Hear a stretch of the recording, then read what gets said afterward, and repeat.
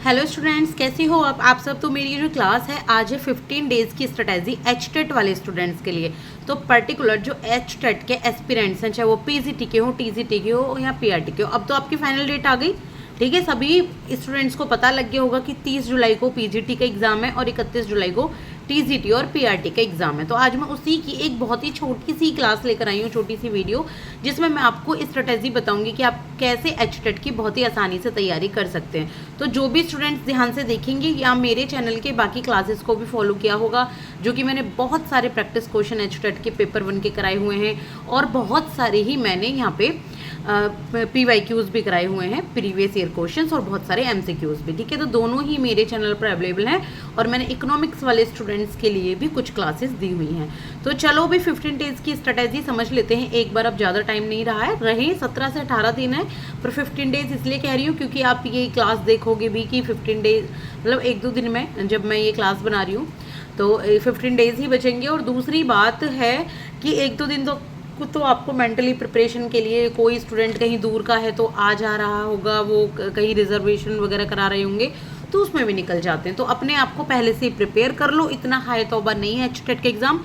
अच्छे से अगर आपने प्रैक्टिस की होगी, अच्छे से प्रीवियस ईयर क्वेश्चन करे होंगे, तो आप बिल्कुल थके हुए नहीं हो एक तो एग्ज़ाम के टाइम में, तो आप तब ये एग्ज़ाम बहुत अच्छे तरीके से दे पाएंगे। बस अपना माइंड फ्री करके रखिएगा।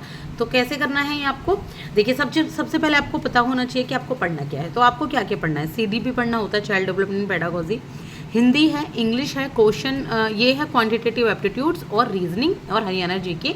और या तो जो पीआरटी वाले उनको EVS पढ़ना होता है, या फिर आपके जो टीजीटी पीजीटी वाले हैं उनको अपना सब्जेक्ट पढ़ना होता है, जैसे कि हिंदी, इंग्लिश, या जिससे भी वो एग्ज़ाम दे रहे हैं, इकोनॉमिक्स वगैरह, जो भी वो सब्जेक्ट की तैयारी कर रहे हैं, या जिनका जो भी उनका ग्रेजुएशन या पोस्ट ग्रेजुएशन में सब्जेक्ट रहा है। तो देखिए, अब मैं आपको ये बताऊंगी सबसे पहले कि आपको करना क्या है, कितनी कितनी देर ये सब्जेक्ट मांगते हैं एक दिन में पढ़ाई को, ठीक है। फिर मैं सारा सॉल्यूशन भी बताऊंगी। एक देखिए, CDP में 30 क्वेश्चंस आते हैं। कितने क्वेश्चन आते हैं सबको पता होगा, इतने प्रैक्टिस क्वेश्चन कर लिए अब तो 30 क्वेश्चंस आते हैं, तो कम से कम 1 घंटा तो इनके लिए चाहिए। आप प्रीवियस ईयर क्वेश्चन देखोगे, आप कुछ प्रैक्टिस क्वेश्चन देखोगे जब आप पढ़ने बैठोगे इसको, और साथ के साथ आपको जिन PYQs या प्रैक्टिस क्वेश्चन का बिल्कुल भी नहीं पता, उनके कॉन्सेप्ट भी कहीं ना कहीं से देखोगे, चाहे यूट्यूब से देखो चाहे किसी बुक से देखो, तो कम से कम 1 घंटा आपको CDP को पढ़ना ही है आप डेली। दूसरा, 30 मिनट्स आपको हिंदी को पढ़ना है, क्योंकि हिंदी में ईजी आती है, हिंदी बहुत हार्ड नहीं होती है। लेकिन कभी कभी क्या होता है कि बहुत सी ऐसी जब हम प्रैक्टिस नहीं कर चुके होते ना, तो बहुत सारे ऐसे क्वेश्चंस आते हैं जिनमें हमें 2-3 ऑप्शन सेम लगते हैं। तो एक बार इसकी प्रैक्टिस के लिए PYQs कर लीजिएगा, वही एनफ है, ठीक है।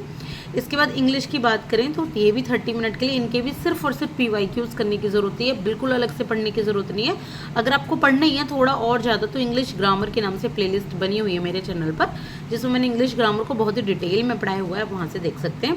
बात करेंगे क्वान्टिटेटिव एप्टीट्यूड की, तो इसमें 2 तरीके के स्टूडेंट होते हैं। एक तो होते हैं जिनको बिल्कुल भी क्वान्टिटेटिव एप्टीट्यूड नहीं आता, तो वो कम से कम 1 आवर निकालेंगे, और एक इनको जिनको क्वांटिटेटिव एप्टीट्यूड आता है वो 30 मिनट निकालेंगे, ठीक है। इसमें भी क्या करना है, ज़्यादा आपको प्रीवियस ईयर क्वेश्चन सॉल्व करने हैं और उनके कुछ फॉर्मूले वगैरह अपनी नोटबुक पे लिखने हैं, ठीक है। तो आपको ये लर्न रहेंगे, क्योंकि सेम पैटर्न रहता है इनका भी ज़्यादातर। रीजनिंग के वाले जो स्टूडेंट्स हैं, रीजनिंग की तैयारी नॉर्मल है, बहुत ही आसान क्वेश्चन आते हैं रीजनिंग के।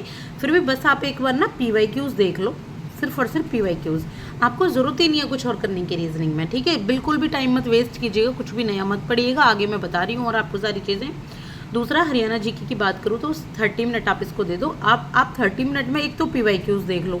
PYQs में क्या देखना है कि ज़्यादातर करंट अफेयर के क्वेश्चन आते हैं, तो वो किस टाइप के क्वेश्चन आते हैं, तो उन्हीं करंट अफेयर के क्वेश्चन को आप यूट्यूब से या किसी हरियाणा की बुक से, ठीक है, इस तरीके से तैयार कर लो। दूसरा, बात करेंगे EVS की या सब्जेक्ट की, तो EVS के लिए तो आप NCERT ही पढ़ोगे, ठीक है। जो PRT वाले स्टूडेंट हैं NCERT पढ़ें और PYQ सॉल्व कर लें, बहुत ईजी है। अब बात करूँ TGT PGT, तो भाई अपना सब्जेक्ट पढ़ लो अच्छे से। 60 क्वेश्चन आते हैं, बहुत अच्छी वेटेज है 60 क्वेश्चन की। इसमें से फिर भी 1-2 करके गलत होते चले जाते हैं, लेकिन 60 क्वेश्चन अपने सब्जेक्ट पे पकड़ होगी आपकी, बहुत अच्छे हैं। तो अपने ना सब्जेक्ट के लिए क्या करो, PYQs कर लो, सबसे बढ़िया PYQs कर लो। दूसरा, MCQs कर लो, और नया मत पढ़ना कुछ भी, PYQs कर लो और MCQs कर लो। और किसी के कॉन्सेप्ट ये है कि बहुत ही इंपॉर्टेंट टॉपिक और नहीं पता, तो एक बार उसके कॉन्सेप्ट को समझ लो, एक बार कॉन्सेप्ट को समझ लो अपनी किसी बुक से, यूट्यूब चैनल से। अब अब मैंने आपको ये तो बता दिया कि इन सब्जेक्ट्स को इतना इतना टाइम देना है। अब 1.5 घंटे आपको कम से कम अपने सब्जेक्ट को देने ही देना, ठीक है। बिना 1.5 घंटे के काम नहीं चलेगा, क्योंकि PYQs, MCQs और कॉन्सेप्ट तीनों ही आपको करने हैं, तो 1.5 घंटे कम से कम आपको करना है। और हाँ, एक बात याद रखिएगा, डेली यहाँ पर आप एक मॉक टेस्ट जरूर देंगे, डेली एक मॉक टेस्ट। इस टाइम वो घड़ी आ गई है जहाँ पर आपको पूरे 150 नंबर का एक मॉक टेस्ट आपको देना है, तो अलग से ये टाइम आपको जरूर निकलना है। जैसे टाइम मिले, पहले CDP का दे दिया, फिर बीच में कुछ काम कर लिया, फिर इंग्लिश का मॉक टेस्ट कर लिया, फिर कुछ काम कर लिया। ये नहीं कि मतलब पूरा एक ही टाइम पे बैठ के देना है। एक ही टाइम पे बैठ पाओ तो और अच्छी बात है, क्योंकि 1.5 घंटे वहाँ पे भी माइंड आपका चला रहेगा। चलो, अब 2 प्रकार के कैंडिडेट हैं जिनके पास इतना टाइम तो है नहीं कि पूरे दिन वो 6 घंटे निकाल पाएंगे, तो उनको क्या करना है भाई। 2 टाइप के कैंडिडेट के लिए मैंने बताया हुआ है। एक तो जैसे हो गए आपके वो कैंडिडेट जो बिल्कुल फ्री हैं, जो HTET के लिए ही तैयारी करने के लिए बैठे हैं, जो ये ना जॉब कर रहे हैं ना अभी कोई स्टडी कर रहे हैं, जिन्होंने B.Ed कर ली, पोस्ट ग्रेजुएशन कर ली कि नहीं अभी हमें सिर्फ HTET की तैयारी करनी है। वो तो पूरे दिन में भाई सारे सब्जेक्ट पढ़ लो, बीच बीच में ब्रेक ले लेके सारे सब्जेक्ट पढ़ लो। इतना हाई तो नहीं है, 6 घंटे की पढ़ाई करनी है, बीच बीच में ब्रेक लो, सारे सब्जेक्ट पढ़ लो, टाइम अपने अकॉर्डिंग निकालो। अब दूसरे कैंडिडेट कौन है, ये हैं वो हाउस वाइफ जिनके पास हाउस होल्ड बहुत सारे वर्क होते हैं, ठीक है। फ्री नहीं होती, बहुत सारे वर्क होते हैं, बहुत सारी जिम्मेदारियां होती हैं। जो मदर होती हैं उनके पास बहुत जिम्मेदारियां उनको दे रही होंगी, जो जॉब गोइंग है, ठीक है, या फिर जो स्टूडेंट्स हैं जो अपना सेकेंड ईयर वगैरह में अपेयर कर रहे हैं, या जो टीचर ऑलरेडी हैं कहीं प्राइवेट स्कूल में या गवर्नमेंट स्कूल में। तो ये लोग क्या करेंगे, ये लोग ना बांट लो, इन सब्जेक्ट्स को बांट लो। मैंने 7 से 8 सब्जेक्ट बताएं। अब एक दिन क्या करो, CDP पढ़ लो, हिंदी पढ़ लो, इंग्लिश पढ़ लो, सब्जेक्ट पढ़ लो। CDP कितनी देर का हो गया, 30 मिनट का, 1 घंटे का आप पढ़ लो। हिंदी को 30 मिनट का पढ़ लो, इंग्लिश को 30 मिनट का पढ़ लो, सब्जेक्ट को 1.5 आवर का पढ़ लो। कितने हो गए, 3 घंटे तो आप निकालोगे। अब दूसरे दिन क्या करो, यहाँ पे क्वांटिटेटिव एप्टीट्यूड पढ़ लो, रीजनिंग पढ़ लो, हरियाणा GK पढ़ लो, और सब्जेक्ट को आपको डेली पढ़ना है तो इसे पढ़ लो, ठीक है। तो ये दूसरे टाइप के कैंडिडेट के लिए जिनके पास कम टाइम है, जो दिन में 3 से 4 घंटे ही निकाल सकते हैं कितनी भी कोशिश करके। तो कम से कम 4 घंटे की यानी कि आपको स्टडी करनी है मिनिमम, और मैक्स टू मैक्स सच बात बताऊं तो आपको 7 घंटे की स्टडी काफ़ी ज़्यादा रहेगी रिवीजन के साथ। करना क्या क्या है, कैसे, अब ये सुन लो। देखो, सबसे पहले आपको PYQs करने हैं। प्रीवियस ईयर क्वेश्चंस कर डालो, 2023 का लेके बैठ जाओ, पहले 2023 का लेके बैठ जाओ। CDP का लेके बैठो, घड़ी लगाओ, 30 मिनट में कर दो कंप्लीट 30 क्वेश्चन, कोशिश करो। और जिनके टॉपिक नहीं पता, एक खाली ब्लैंक पेपर लो और उस पर लिख दो कि नहीं मुझे ये बंडूरा के बारे में नहीं पता, मुझे ये जोन ऑफ प्रॉक्सिमल जो ये आपका JPD होता है इसके बारे में नहीं पता, प्रॉक्सिमल डेवलपमेंट के बारे में नहीं पता, किस थ्योरी में आते हैं, एक बार कॉन्सेप्ट क्लियर कर लो, यूट्यूब से कर लो या अपनी किसी बुक से कर लो। उसके बाद MCQs प्रैक्टिस करो, जो आपने टॉपिक पढ़ा हुआ है उसके ऊपर खूब सारे MCQs प्रैक्टिस कर लो। बुक होगी कोई आपके पास, नहीं है ना, तो मेरे चैनल पर चले जाओ, प्रीवियस ईयर क्वेश्चंस के नाम से एक प्लेलिस्ट है HTET की, और HTET के कॉमन सब्जेक्ट के प्रैक्टिस क्वेश्चन के नाम से प्लेलिस्ट है, सारी कर डालो बैठ के। 1.5x की स्पीड पे लगाओ उसको और सारी की सारी कर डालो। बहुत ही आसान तरीके से आप कर लोगे, बहुत बेझिझक डायरेक्टली बुक से। इसके बाद कोई नए टॉपिक मत पढ़ना, ये बिल्कुल है कि कोई भी नया टॉपिक नहीं पढ़ना है आपको, इस टाइम आप नहीं उसे कर पाओगे।